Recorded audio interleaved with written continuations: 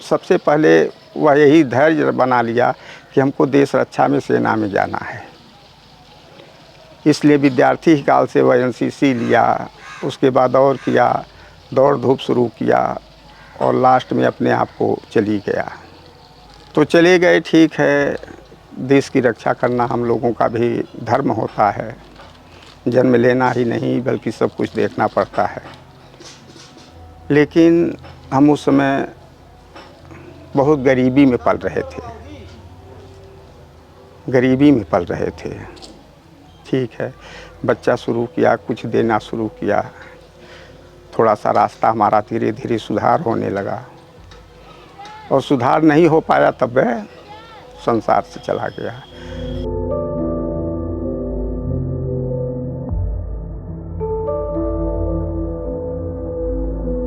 हाँ, मुश्किल तो है लेकिन चलता है किसी तरह से। अब जैसे चल रहा वैसे चलेगा। बच्चे बड़े हो जाएंगे फिर सारी परेशानी खत्म हो जाएगी।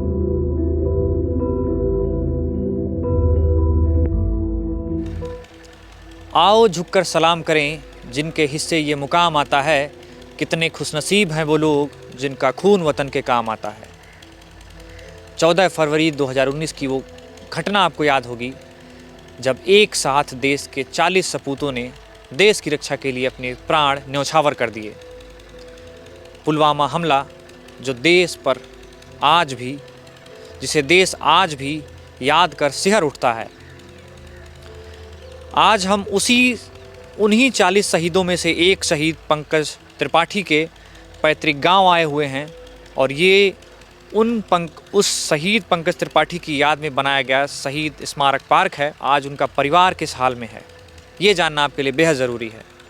सरकार ने तमाम वादे किए, उस समय पूरा देश उनके साथ खड़ा था, उनके परिवार के साथ खड़ा था, लेकिन आज परिवार कहाँ है, परिवार किस हाल में है,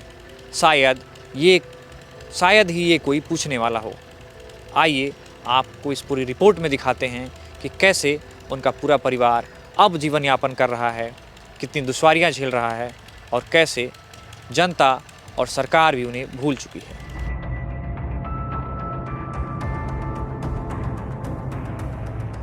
हम शहीद पंकज त्रिपाठी के पिताजी हैं।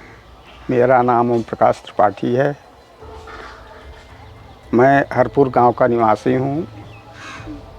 महाराजगंज जिले से फरेंदा तहसील का रहने वाला हूं।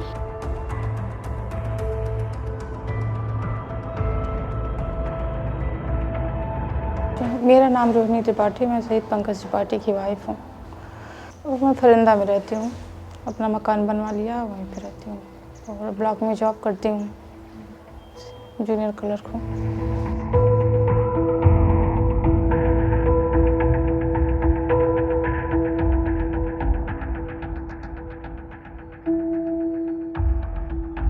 कि हम लोगों के लिए जीवन यापन का कुछ व्यवस्था किया जाए।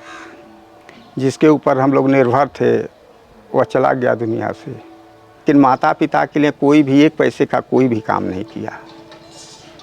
इनको भी कुछ हो जाए। हाँ, वही राज्य सरकार हमको 5 लाख रुपया दी थी। वादा ख़त्म हो गया। वादा क्या करेगी, बहुत की थी। बहुत से लोग आए थे देश के। कुछ लोगों ने लखनऊ में मकान देने के लिए कहा था, कुछ लोगों ने दिल्ली में मकान देने के लिए कहा था, कहीं और कहा था। सभी वादाएं सब झूठी थी। सरकार तो कुछ भी नहीं कही कि हम आप लोगों के लिए यह करेंगे। राज्य सरकार तो कर दी, एक नौकरी दे दी, एक काम कर दी जीविका चलाने के लिए उनके। लेकिन सब कुछ ठीक है, जो जन्म लेता है वो अपने भाग्य पर लेता है। तो हम अपने भाग्य पर हैं। सरकार हमारी क्या सहायता कितना करेगी। मैंने पहले तो नौकरी देने के लिए कहे थे, वो तो मिल गया। बाकी केंद्र सरकार भी एक नौकरी देने के लिए कही थी तो वो अब कैंसिल कर दिया गया। बच्चे के लिए कहा गया था तो वो अब नहीं मिलेगा। और ये राज्य सरकार वाली तो मिल गई, हम ज्वाइन भी कर लिए हैं। कुल 25 था, उसमें पिताजी को भी था, हमको भी था, माताजी को भी थी। कुछ पूरे हुए। हमारे मुख्यमंत्री जी ने से नौकरी के लिए वादा किया तो नौकरी दे दिया और सारी वादाएं लेकर के वापस चले गए। हम लोगों ने जो लिख करके दिया था वो सब कार्यक्रम कुछ भी नहीं हुआ, केवल वादे रह गए। परिवार में बच्चे हैं और हम हैं यहाँ पे। बाकी पिताजी और ससुर मेरे और देवरानी गांव पे रहते हैं। बच्चे, बड़ा वाला बाबू है 8 साल का और बच्चे 4 साल के। माता जी का उनके देहांत भी हो गया, उसी के वियोग में वह भी मर गई, पुत्र के शोक में मर गई। लेकिन सरकार यह भी नहीं पूछी कि आप लोगों के और कौन सी आपदा आ गई है। हम तो कृत मानते हैं सबसे ज़्यादा देशवासियों को, जिन लोगों ने शहादत में हमारे बहू को या हमको कुछ दे दिया, लेकिन सरकार का कोई भी ऐसा बात नहीं था। उन्होंने कहा था कि मकान देंगे, न मकान कहीं दिया, न कोई जीविका के लिए केवल बहू का व्यवस्था किया, पिता के लिए कुछ भी उन लोगों ने एक पैसे का कोई भी व्यवस्था नहीं दिया, न माँ के लिए ने व्यवस्था किया, कुछ भी नहीं। हम लोगों ने पालन पोषण किया कि मेरी रक्षा करेंगे, बुढ़ापे में मेरा सहायता करेंगे। ठीक है, प्रभु के विधान को कोई मिटा नहीं सकता, जो होना था हो गया। लेकिन उससे कोई धन दौलत तो कुछ मिला, तो हमको तो कुछ नहीं मिला, केवल बहू को मिला। बहू अभी कहाँ रहती है? आनंद नगर में रहती हैं, वहीं पर ड्यूटी करती हैं। आप लोग आए होंगे, उनके ब्लॉक पर मिली हैं कि घर पर छुट्टी है। हाँ, देखे होंगे घर बना हुआ है ना। ज़मीन उमीन काफ़ी है उनके पास। लेकिन वह यह भी नहीं कहती हैं कि बाबूजी आप 100 रुपया ले लीजिए, 50 रुपया ले लीजिए। कभी पूरा वेतन लड़के की पाती हैं, अपना वेतन पाती हैं। लेकिन वह खोजने वाली ही नहीं, बल्कि अपनी सारी व्यवस्था अपने मायके से, अपने भाइयों का, बाप का, माँ का कर रही हैं। तो ठीक है, हम जन्म दिए थे, उनको विवाह करके लाए थे, तो सरकार उन्हीं को अगर दे दी तो कोई बड़ी बात नहीं है। उनका जीवन जीविका चले, हम तो किसी तरह से नैया पार। 75 साल के हो गए हैं, कुछ दिन और रहेंगे, उसके बाद हम भी तो संसार से चले जाएंगे। बहू चली गई तो हम भी चले जाएंगे। तो यही मेरी समस्या है। इस समस्या को कोई समाधान थोड़ी न कर पाएगा। न्यूज़ में देखा गया, फिर फ़ोन किया गया, वहाँ पे बटालियन से फ़ोन आया तो बताया वहाँ से। सूचना तो हम लोगों को दूसरे दिन टेलीविज़न के द्वारा अनुभव हुआ। ये दिसंबर में आए थे छुट्टी लास्ट टाइम। उस समय 3 महीने छुट्टी पे थे। यही कि कोई 7-8 फरवरी में यहाँ से निकले थे घर से, उसके बाद 14 को घटना ही हो गई। सुबह के 10 बजे बात हुई थी और शाम को 3 बजे की घटना हुई।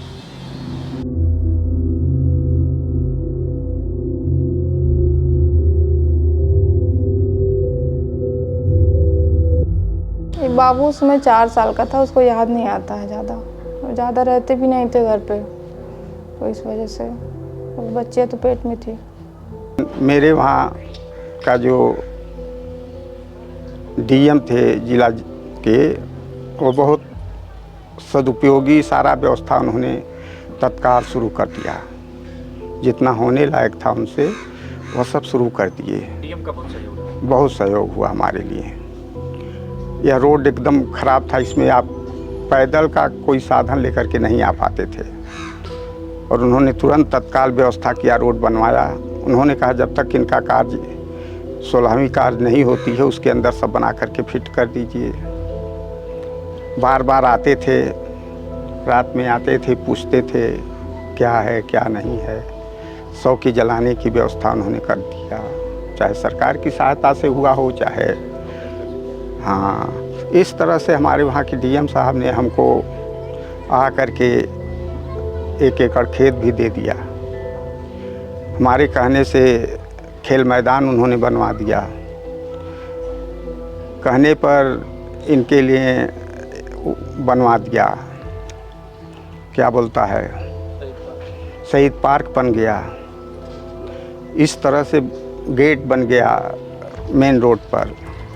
हमारे डीएम साहब ने तत्काल सारे कार्यक्रम को 2 महीने के अंदर सब पर पूर्ण कर दिया।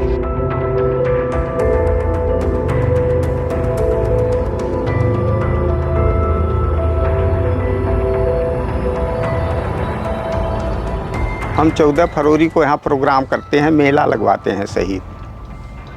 शहीद मेला लगवाते हैं तो अपने ज़िले के अधिकारियों को बुलाते हैं। पंकज जी के दोस्त तो बहुत आते जाते थे, उनके दोस्त आते जाते थे, लेकिन जब तक व्यक्ति रहता है तभी तक उसका सम्मान होता है। जब व्यक्ति चला जाता है तो फिर कोई पूछता नहीं है किसी को। तो धीरे धीरे दोस्त भी आना बंद कर दिए, किसके पास आएंगे।